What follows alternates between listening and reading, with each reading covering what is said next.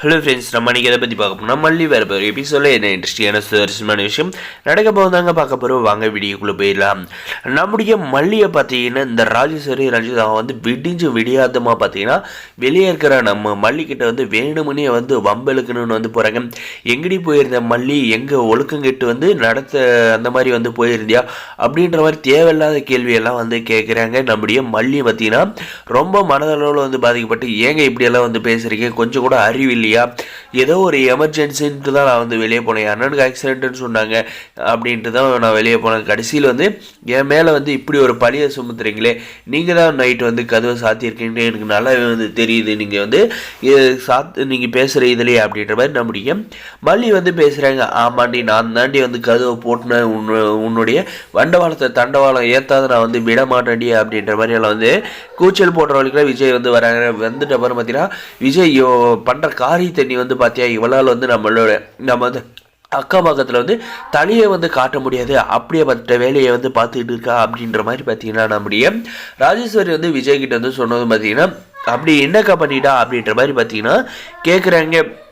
அதுக்கு பார்த்தீங்கன்னா நம்முடைய ராஜேஸ்வரி இல்லைடா, இவ எங்கே போயிருந்தான்னு முதல்ல கேளு, இவ நாங்கள் வீட்டு கதவை திறக்கிறப்ப வெளியில் இருந்தா அப்படின்ற மாதிரி கேட்டதுக்கு பார்த்தீங்கன்னா வெளியில் தானே இருந்தா, அவள் ஏதாவது கோலம் இது போட வெளியே வந்திருப்பா அப்படின்ற மாதிரி சொன்னதும் பார்த்தீங்கன்னா இல்லைடா, அவள் எங்கே போயிருந்தான்னு கேளு, இங்கெல்லாம் எந்த வேலையுமே அவள் பார்க்கல அப்படின்ற மாதிரி சொல்கிறாங்க. அப்போ பார்த்தீங்கன்னா அவட நம்முடைய மல்லிகிட்ட மல்லி எங்கே போயிருந்த அப்படின்ற மாதிரி கேட்குறாங்க. கேட்டதுக்கு நம்முடைய மல்லியுமே பார்த்தீங்கன்னா ஒன்றும் இல்லை, நான் வெளியே தான் இருந்தேன் அப்படின்ற மாதிரி சொல்கிறாங்க. அண்ணனை ஆக்சிடெண்ட் ஆகிடுச்சு அப்படின்ற மாதிரி ஒரு ஃபோன் கால் வச்சு, அதனால் வெளியே போயிட்டு வீட்டுக்குள்ளே வரலான்னு பார்த்தா வர முடியல அப்படின்ற மாதிரி சொல்கிறதுக்கு பார்க்குறாங்க. ஆனால் பார்த்தீங்கன்னா இந்த ராஜேஸ்வரி அதை சொல்ல விடாத தடுத்து என்ன பண்ணுறான்னா, இவளால் நம்முடைய குடும்பம் கீழே போயிட்டே இருக்குடா, இவளை முதல்ல வீட்டை விட்டு துரத்துண்டா விஜய் அப்படி இப்படின்ற மாதிரி எல்லாம் தேவையெல்லாம் பேசிக்கிட்டே இருக்காங்க. ஒரு பக்கம் இந்த ரஞ்சிதா ஒரு பக்கம்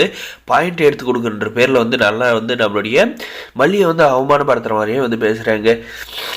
நம்ம வீட்டில் தானே இருக்கோம், வீட்டில் யார்கிட்டயாவது எங்கே போகிறேன் ஏன் எங்கே வரேன்றத ஒரு வார்த்தை இவ சொல்கிறாளா, யாருமே இவ மதிக்காத அவ இஷ்டத்துக்கு நடந்துகிட்டு இருக்காடா விஜய் அப்படின்ற மாதிரி எல்லாம் சொன்னதும் பார்த்தீங்கன்னா அப்படியே மல்லிக்கு கோவம் தருதுங்க.